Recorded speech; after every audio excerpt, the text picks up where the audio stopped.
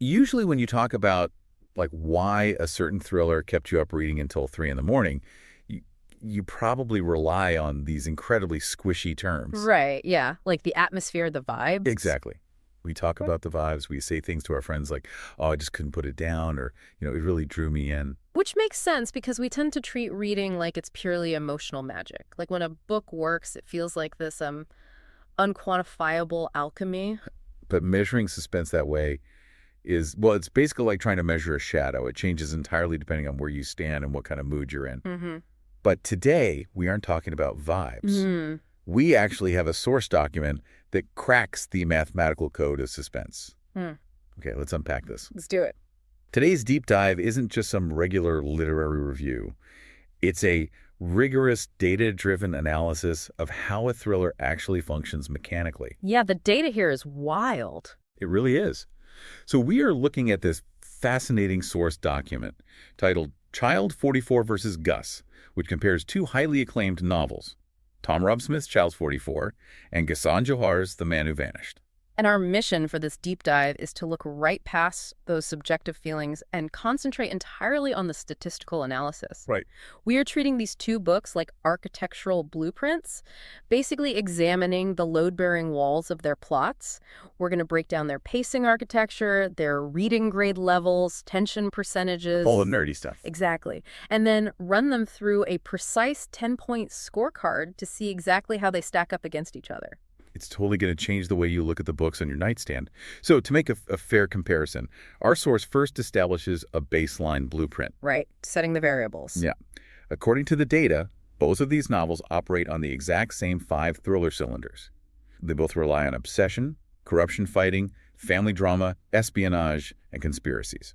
And if we look at how that actually functions on the page, the structural foundation is pretty much identical. Like both protagonists are fundamentally ordinary men. They aren't like super spies with gadgets. No, not at all. They are men fighting their own corrupt systems from the inside.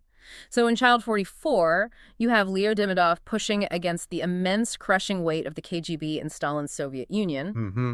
And then in The Man Who Vanished, you have Gus, who is fighting this shadowy, interwoven network of corporate and government power. Right. So in both cases, the conspiracy isn't some rogue element outside the building. It is the building. Yes. Beautifully put. They are trapped in the system they serve. And what makes that trap so incredibly dangerous, mathematically speaking, at least, is the family variable, because neither of these men operate in a vacuum. They have a lot to lose. Exactly. In Child 44, Demidov has his wife, Raisa, and she isn't just a background character.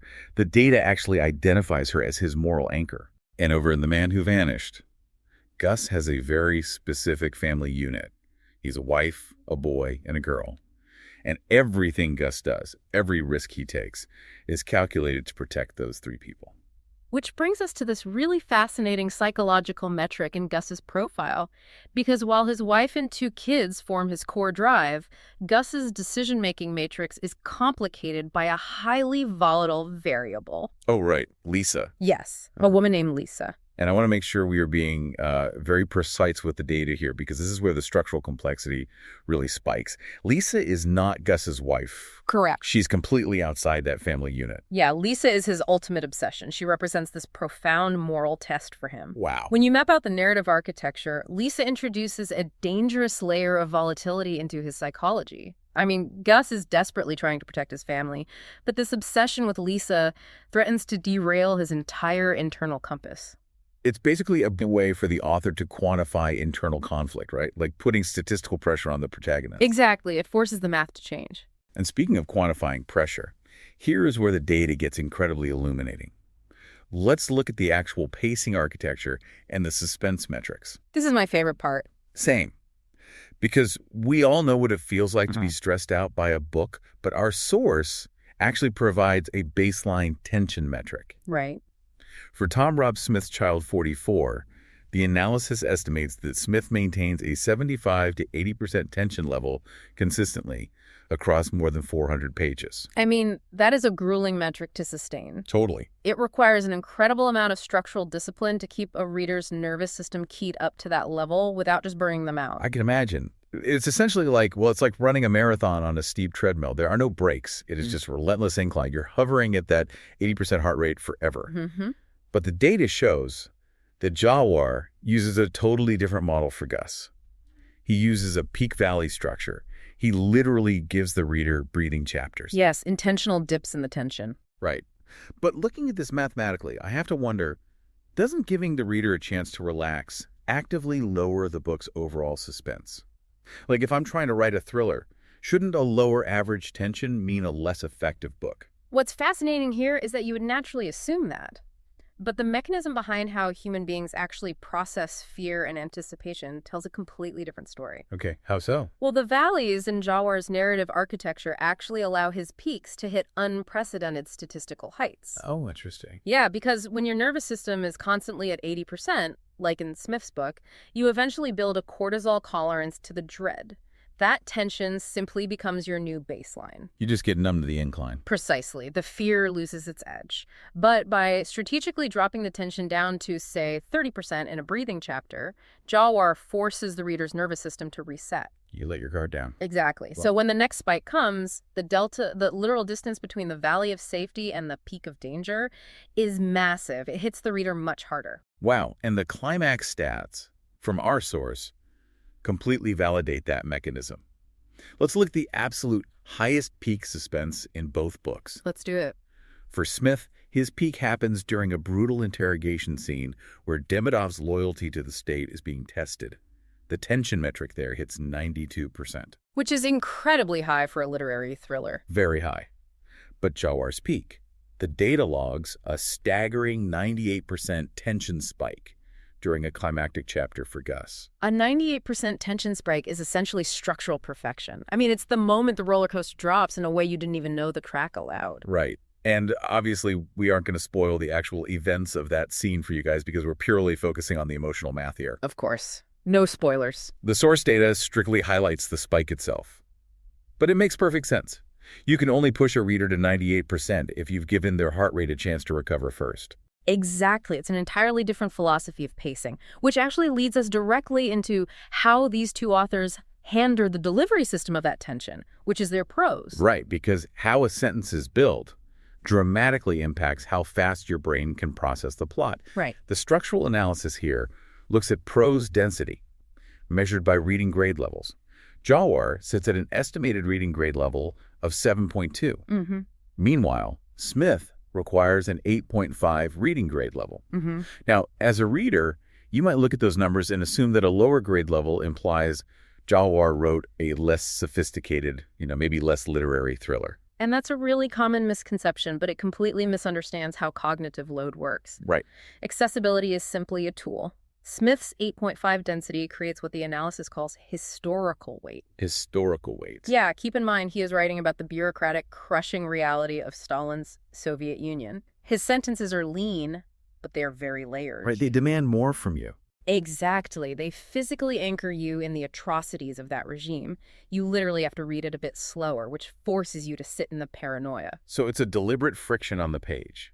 The prose itself almost feels like the oppressive government Demidov is fighting. That's a great way to put it, yeah. Jawhar's 7.2, on the other hand, is cleaner. It's designed to be more transparent. Makes sense. Because when you are dealing with a concept as psychologically complex as a man disappearing into a system, you want to lower the cognitive load on the sentence level. Oh, so the reader isn't fighting the vocabulary while trying to figure out the plot. Exactly. It allows the reader's brain to process the complex plot mechanics much faster.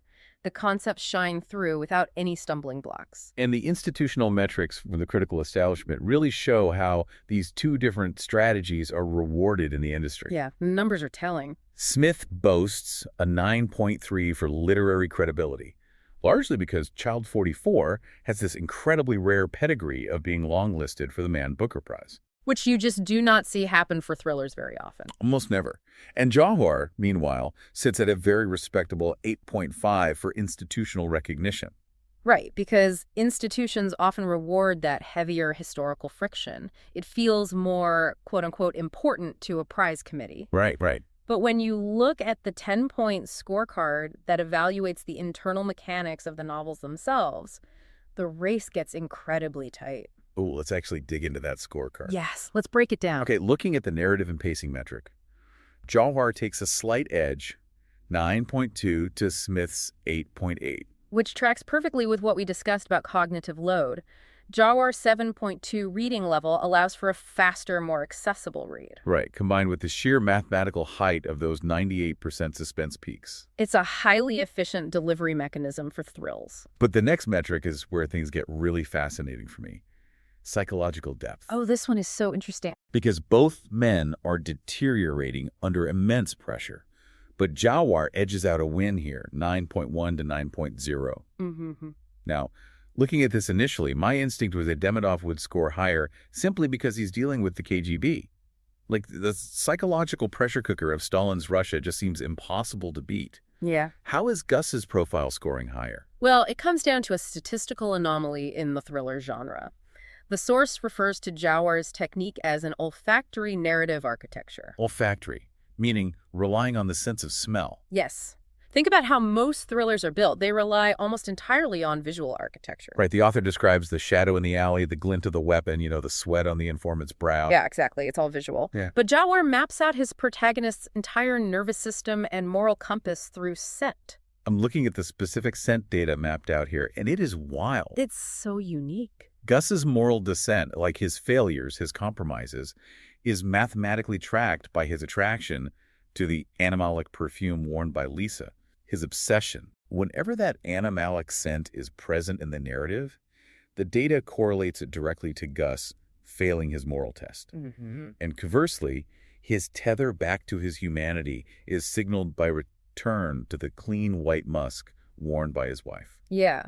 And to understand why that pushes the psychological depth score to a 9.1, you have to look at how the human brain actually works. Okay, the science behind it. Right, because the limbic system processes smell entirely differently than sight.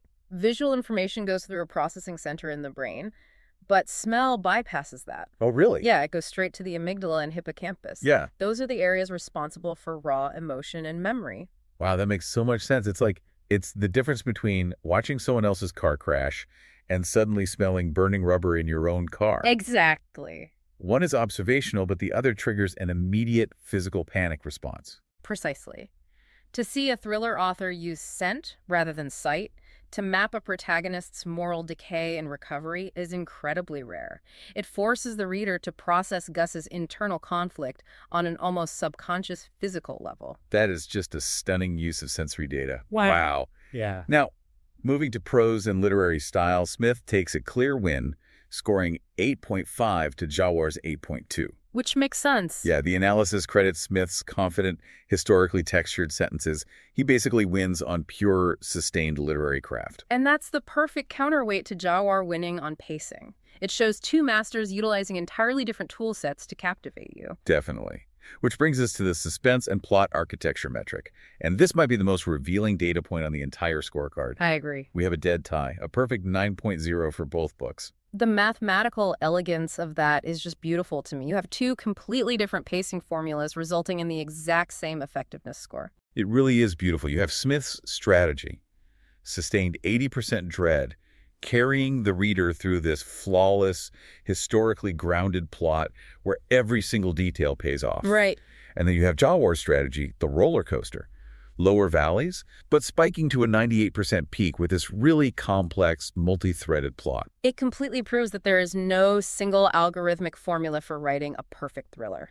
Right. If you were to graph the suspense of both books, the area under the curve ends up being identical, even though the shape of the graph looks completely different. So how do they diverge when we look at originality and innovation? While here, the data shows Jawhar winning pretty decisively, 9.5 to 8.5. Yeah, the analysis points out that while hunting a serial killer in Stalin's USSR is a brilliant airtight hook for Smith, Jawhar takes a much larger conceptual swing. He really does. He treats invisibility not as some sort of sci-fi superpower or a gimmick, but as an existential immoral condition. Yeah. Which is a profound philosophical metric to embed in a thriller. The book forces the reader to ask, how do you measure morality when you are completely unseen? Right, when nobody is watching. Exactly. When the systems of accountability are stripped away, what is actually left of the man? Elevating a thriller to that level of existential inquiry is exactly what earns a 9.5 in innovation. And that inquiry ties directly into the final metric on the scorecard, emotional impact. This is a heavy one. Yeah, Jawhar wins this one heavily, 9.5 to 8.0. The source analysis is incredibly blunt here. It notes that as a reader, Demidov in Child 44, you fear for him. But you do not cry for him. Exactly. Yeah. But with Gus, there is a specific devastating data point cited in the emotional impact metrics. It's a scene involving Gus's hidden passport at the airport. Yes. The passport functions as the ultimate symbol of his alienation. Yeah, the data isolates that specific moment as the emotional apex of the book, because it symbolizes Gus's return to a family he no longer fully belongs to. Like, he is standing there with his wife, his boy, and his girl. He has survived the conspiracy. But the cost of that survival, the things he had to do while navigating his obsession with Lisa and the corrupt system, it has fundamentally altered his place among his own family.